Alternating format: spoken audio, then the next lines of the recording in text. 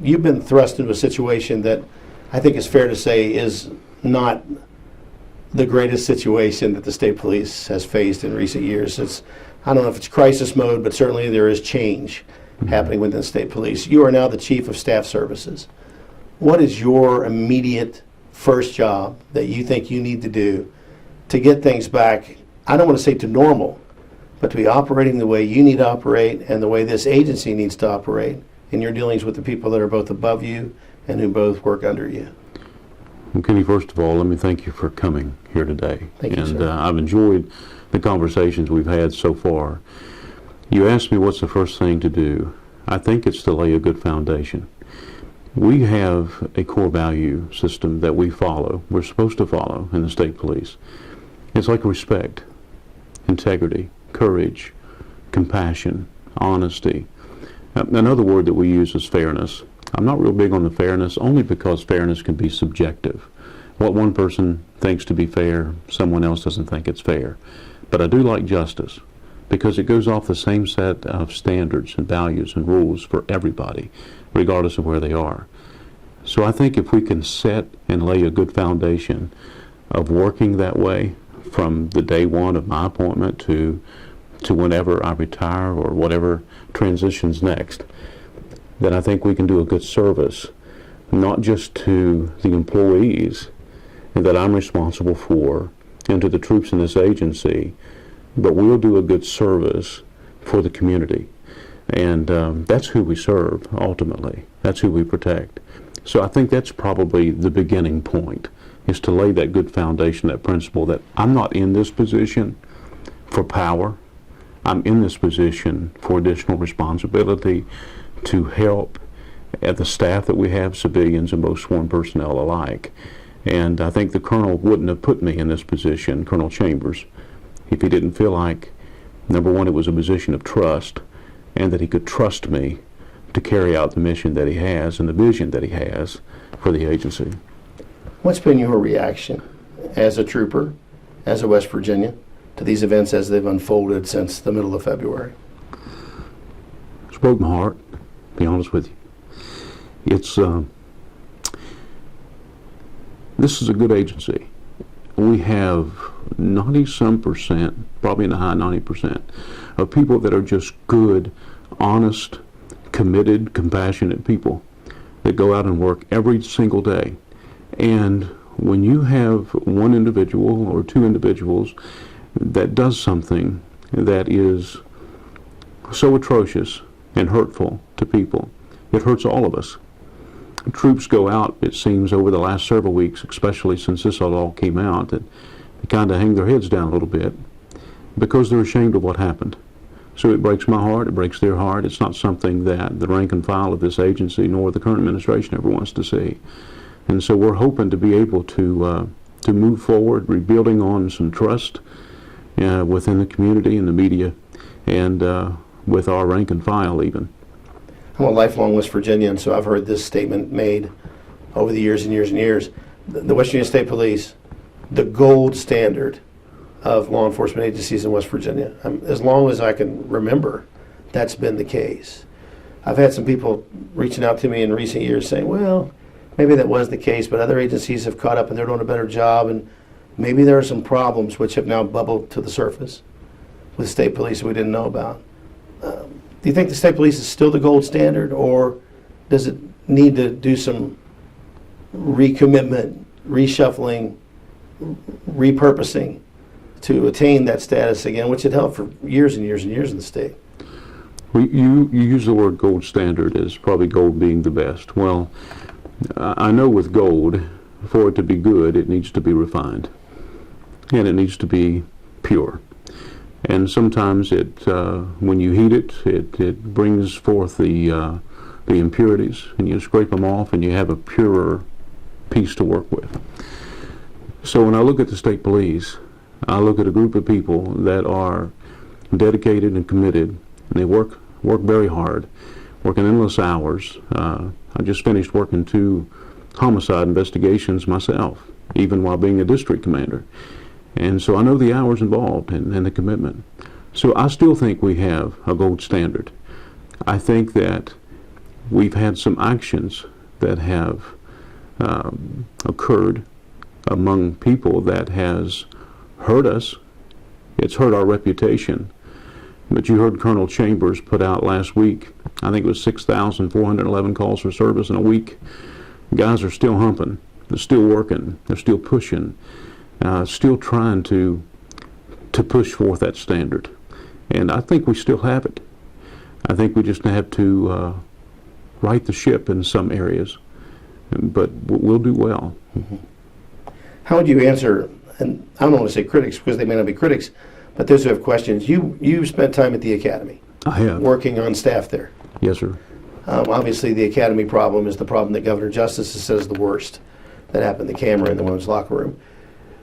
You had no knowledge of that, and I'm guessing, so I'm going to ask you, when you were at the academy, what was the atmosphere like, and were there any rumblings or murmurings or possibilities that anything so, which today seems so outlandish and far-fetched, could actually be happening? Well, Kenny, I had no idea that anything like that, and you're talking about the video, I had no idea that anything like that was even going on. When I was sent to the academy, it was in 2012, I believe, in the fall of 2012. It was after Marshall Bailey and Eric Workman were murdered, two of our troopers. And I did both of their services.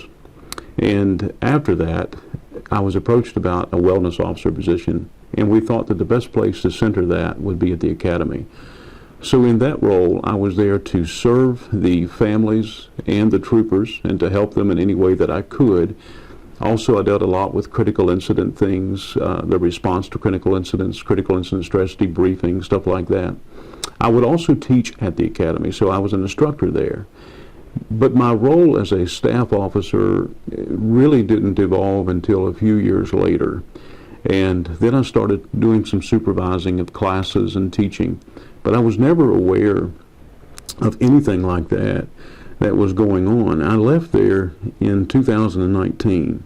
I went back into the field to work. I went back as an assistant detachment commander in Oak Hill. So during those years I was at the academy, I answered directly to Captain Lee. My job was a little different, and I really wasn't aware of anything. I was surprised when I heard about it, honestly. But it was a sad thing to occur. Mm-hmm. Do we need to change, and I'm not talking about cameras in locker rooms, that's an obvious answer. Yes. Do we need to change some of the aspects of the training that we're giving to cadets and recruits as we put them through this training? There's a fine line and a difficult balance to maintain of you've got to be hard enough to do this job, but you can't be so hard that you can't handle the nuances of this job, which require you to be human in times when it's very difficult to be human. Do we need to tweak what's going on at the academy? I'm consistently talking to Captain Petrie. I've been in this position for a week, and in the chief of staff. So you haven't fixed everything yet? No, no, I've not. But the academy does fall under the administration of this office, of my position.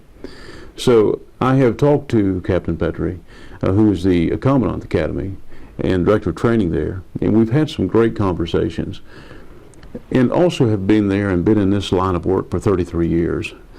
The academy is a stress inoculation academy. It is built upon implementing stress and stressful situations to see how a person would respond, and then to train them to be able to go out here into the field when things are terrible, when rounds are coming your direction, unfortunately, to be able to work under that kind of a stress environment.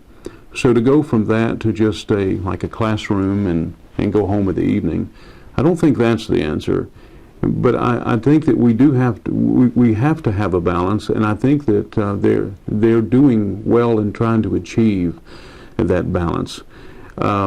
As cultures change, people change, policing changes, and I've seen it change a lot over the years. We try to adapt to those changes as well. And so in my continued conversations with him, we're going to continue to look at those things along with the guidance from Colonel Chambers to make sure that we're providing the best balanced, as you would say, training that we can. The patient, so to speak, is hurting right now, and the patient would be this agency. Yes. It's taking some blows. obviously it's something that is being addressed and is being fixed. How much work do you think you have to do to restore trust agency-wide? Because in my reporting and what I've seen, the vast majority of troopers, staff members, civilian, etc., have no involvement whatsoever in what's been going on. It's been a select few, as you mentioned, who have been accused of some things and in some cases have already been found to have participated in those things. Yes. So it's not agency-wide, and the governor has been very quick to point that out every time. Don't forget who you're dealing with. You're dealing with a large organization where most people are doing it exactly the right way. Would you agree with that, number one? And number two, you just have certain areas that you need to work to shore up in order to restore whatever luster might have been lost from the badge. I would agree with the governor's comments in the sense that certainly by a large majority the department is good and honest and act with a great sense of integrity. Colonel Chambers is one that I have known over the years, but yet we wouldn't have been, you considered, close because his positions and mine were always different. But when he appointed me to this position, I'm seeing a man that's returned back to this agency to lead it that didn't have to. He done it by choice, and he done it in a very difficult period of time. And I know that his desire is to help the West Virginia State Police to move forward, to be back to the reputation that we desire to have, and I think that most of our people have. And I think the desire of all the senior staff, and he'll continue, I'm sure, to evaluate. That's what he said to me. I don't know who he has in mind or for what position. He keeps that close to him, but I'm sure he's going to continue to reevaluate to get people just like him that genuinely care about the public and cares about the troopers and the administration of this agency. We don't want it to be us in this office and them in the field. I'm a trooper. I may hold the rank of major, but I'm a trooper. And I love to work, even as a trooper, and I love to help the troops. So that's why we're here. We just hold a little different position, and we're responsible for the administration of it. We just want to do it well. I'll close out with two quick things. One, I know you worked with K-9 officers in your career. Yes. How helpful is it when you've had a rough day and you've had to deal with people like me, and you get to go home and you've got a dog, and they're hanging out and they don't really care what happened at the office? I've always said when I was a K-9 officer, and it was years ago now, but I always said it was the best partner I ever had. Because, number one, they never backtalked me. They always did what I said, and all they wanted was a little bit of appreciation at the end of the day. And they always loved you, almost, they just loved you. Still have dogs That's to this all. day? Oh, I do. I have 2 German Shepherds and a Golden Doodle. So That's an interesting mix. it is, and they all get along. Spoken like a true dog owner as They far all as get the along. appreciation the dogs have. I'll close out with this maybe a little bit more serious note. As you venture into this new position, you're not Yes. new to the agency. It's not No. like, first day on the job, what am I going to do? You know who to call. You know where the snack machines are. You've got a lay of the land. Yeah. What's your most important job, do you think, heading on here on out until you decide that you're going to do something else, you're going to decide that you're finished with this portion of your life and it's time to turn to a new chapter and do something else and retire? What's the most important thing you have in front of you?